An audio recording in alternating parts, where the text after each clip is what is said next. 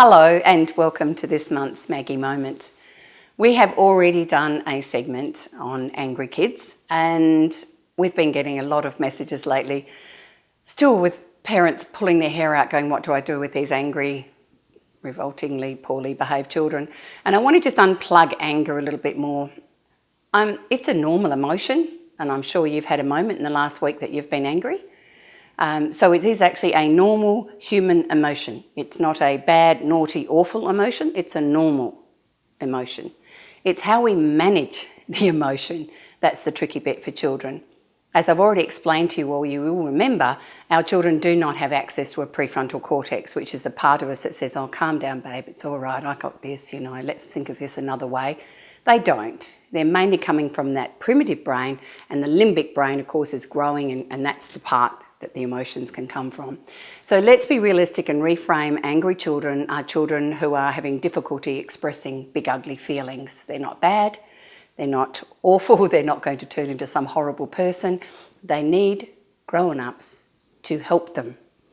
One of the other things that comes up quite often around anger is that anger is actually hiding something else underneath, and that's the part where I keep encouraging parents to be CSI detectives, because if you can figure out what's underneath, then often the anger just dissipates on its own.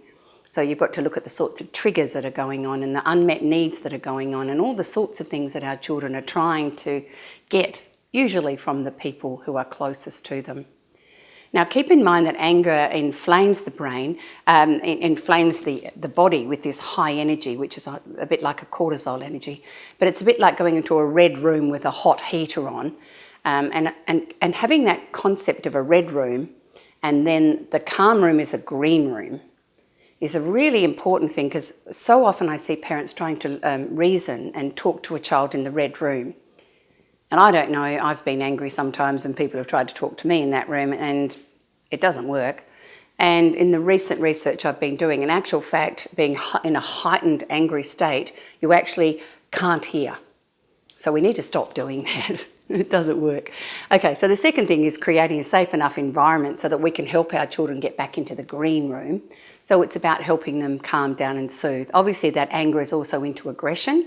We need you to hold them or protect other children who might be getting hurt from that. So again, it's that concept that this is actually my child not coping with something right now, expressing big ugly feelings from a childlike space. So it's not something that we need to feel, oh, I'm a terrible parent.